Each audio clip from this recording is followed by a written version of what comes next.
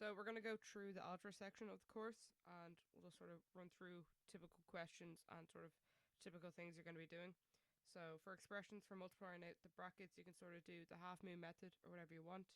Just watch your x squareds and also any minus by minus. So that's going to be 12x squared plus 6x minus 10x plus 20. And then we'll just simplify this further to 12x squared minus 4x plus 20. Since there's no equals, you can't really do anything more than that. That's the simplest form.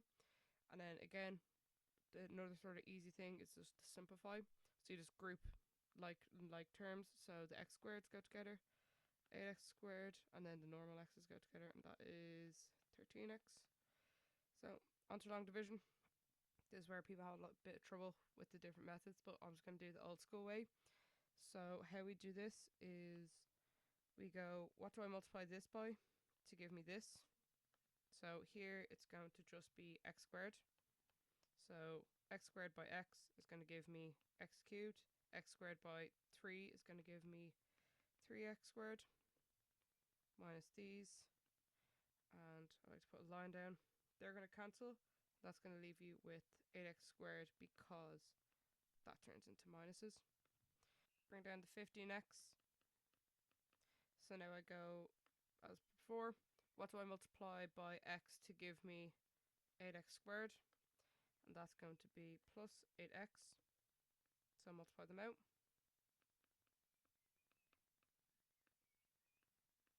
Do our little line at the bottom. Our minus and our minus, they're going to cancel. And we're going to be left with minus 9x. Bring down our 27, or minus 27. And now, once again, what do I multiply by x to give me minus 9x? And that's just going to be minus 9. Multiply everything out, and you should be left with 0 at the end, because we have our brackets. That goes to plus, plus, cancels, and that cancels, and we're left with 0. Doing this with another question, we have what do I multiply by 2x to give me 6x cubed, and that's going to be 3x squared. So I multiply the 2x by 3x squared, and then I'll multiply the plus 1 by 3x squared, and that will give me plus 3x squared. Do our brackets, our minus, that will change both these signs. They cancel, and we'll be left with minus 10x squared. Bring down our 7x. What do I multiply by 2x to give me minus 10x squared? And that's going to be minus 5x. And that will give us the following. And this is where you just have to be careful. You have to change the sign. Minus by minus is a plus. So they all turn to pluses. That's going to cancel. And we're going to be left with 12x. Bring down our 6. And as before, we're just going to sort of cancel these out. What do I multiply by 2x to give me 12x? And that's going to be plus 6. 12x plus 6. And once I add in the minus bracket, everything will cancel. And we're left with a remainder of 0. For factorizing, I'm going to sort of think to myself, what's the similarities between these two numbers, if they're in the correct order, and these two grouped orders here, right? So I'm sort of going, the ones on the left are about double the ones on the right, so this thing is going to be multiplying by 2, whatever the base is, which is probably something within these numbers. And another similar thing between these two is the c. So it's going to be 2c plus 4b minus 5a. And then, because we're factorizing, it has to be the same on the other side too. And I think to myself, what do I multiply by this to give me this? And that is just going to be plus d.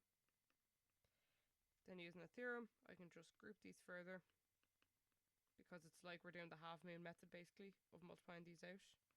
And that is it factorized. Onto a similar one. What's sort of common between these? We have the m and the 3. That's sort of the common thing. So what's sort of changing this? You're multiplying this by p. And then how do I get minus m minus 3 from m plus 3? And that's just going to be minus 1. Once again, we're going to group them. And that is that. This one, you just have to do a little prep first because it goes FH, but then it goes HF. So what I'm going to do is swap these terms, just rearrange them basically to make it easier for myself when I'm reading it.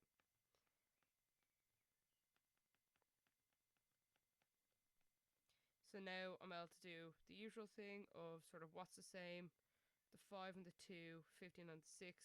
I'm thinking 3 is going to be multiplying on the right side. And then if we look again, the F and the H are sort of the base. So in my eyes, 5F minus 2H is the base for both of these. So what's different in these ones? I'm multiplying by H. And then for this one, I'm just multiplying it by plus 3. Group your factors. And that is that done. So for solving simultaneous equations, we're kind of looking and going, what's the easiest thing to multiply? And that would be multiplying just one of them. So this one here, if we multiply it by minus 4, that will cancel the y's. So multiply this by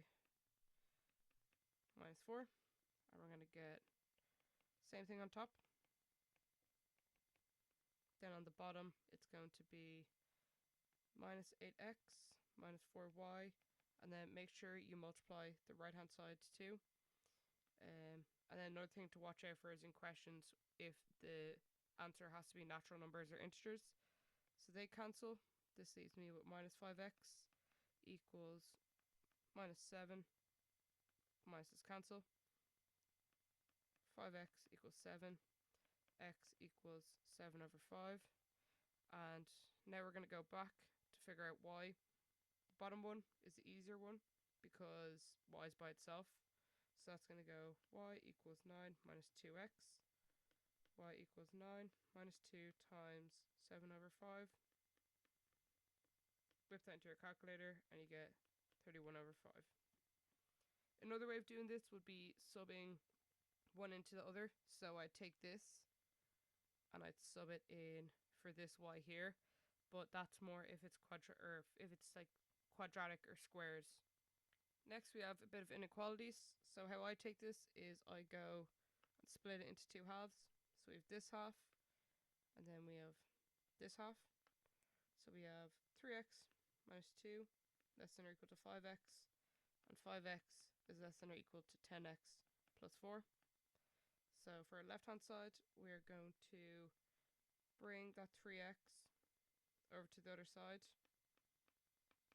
We're left with minus 2, it's less than or equal to 2x. Divide both sides by 2, and because it's positive, the sign doesn't change.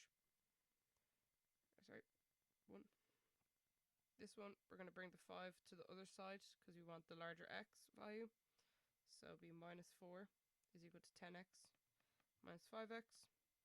Minus 4 is equal to 5x minus 4 over 5 is equal to x because we're just dividing by 5. And then just one thing to watch is if you're multiplying by a minus. So say in this case we did 5x minus 10x is less than or equal to 4, and we're left with a minus number. When we multiply it across, we have to switch that sign, divide it across, we have to switch that sign because of the minus. If you're multiplying or dividing by a minus number, you have to flip the sign. For indices, we have to simplify the top and simplify the bottom to just a base and a power, and then we can use rule 2 to simplify it further. So 2 bases multiplying, we're going to add the top or the powers like this, all over b equals b to the power of 10. Since there's only one base on top and bottom, we can then minus it, but this is to the power of 1, so it's going to be bn minus 2 minus 1 to the power of 10. And if the two bases are the same, which they are, the powers have to be equal. So now we have m minus 3 equals 10, m equals 13, and that is the answer. So another question they'll ask is they'll give you an indice and then ask you to put it in a form like 5 to the power of p or 2 to the power of a or whatever. So to do this, we're going to do like previous. We have to simplify the top, simplify the bottom, having our formula and tables out just to make it easier. So to simplify the top, this 25 has to change because we want it in the base 5. So 25 is 5 to the power of 2. So we're going to change that. 5 to the power of 2, all to the power of 2. And then anything square root is just the fraction. So square root is actually the 2 there. So we put a 2. If that was cubed root, it would be 5 to the power of 1 over 3. Now we can figure out this part here. To simplify further, we have to figure out the power to the power, and that's just multiplying the powers. 2 by 2 is 4, all over 5 to the power of a half. Top, we can simplify further by adding the powers now because the bases are multiplying and they're the same. 5 to the power of 7, all over 5 to the power of a half. Since it's the same base, we can now simplify this further to 5 to the power of 7 minus a half. And that will give us 5 to the power of 13 over 2. Therefore, p equals 13 over 2. So running through fractions, there's two ways they can come up, with an equal sign or without an equal sign. Without is a lot easier. So to solve this, we're going to multiply the bottom together and then cross multiply as well. So the bottom will sort out first. And normally I just leave this in the form like this because if you're multiplying it out, you're going to have to factorize it back to this state. So now we have this, and we're going to multiply 5x minus 2 on 5x plus 2. Remember our minus here. So it's minus 2 times 3. When we multiply this out, it's going to give us 25x squared plus 10x minus 10x minus 4 minus 6 all over 3 and 5x plus 2. I like to keep it in this form because sometimes things on the top and bottom might cancel if you have to factorize them further. So tidying up the top, we're left with 25x squared over, or minus 10 over 3 times 5x plus 2. Next, we have an equals involved, which sort of changes up a lot. So now we're looking at the lowest common multiple. Lowest common multiple is going to be 6. So we're going to multiply this side by 6. But also, if you multiply one side by 6, you have to multiply the other side by 6. And change color. They're going to cancel and leave you with 3 and 1 on the bottom. 6 is going to cancel to 2 and leave 1 on the bottom. So now when we multiply this out, it's going to be 3 and 3x plus 5 plus 2 on x minus 4 equals 16 times 6.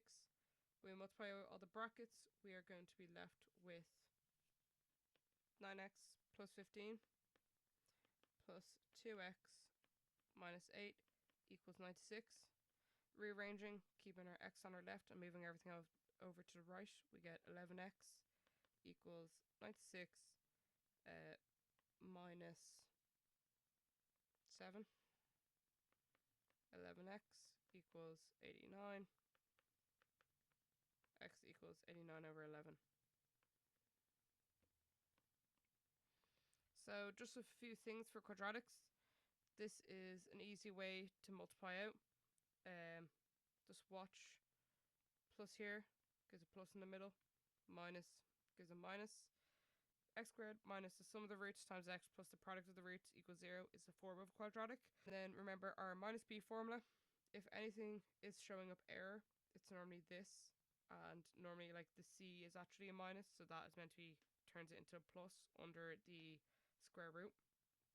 And then our difference of two squares, if you have a minus and two numbers like this, where it might be 25x squared minus 9, I'm immediately thinking that's 3 squared, that's 5 squared, and that's obviously x squared. There's a minus, difference of two squares.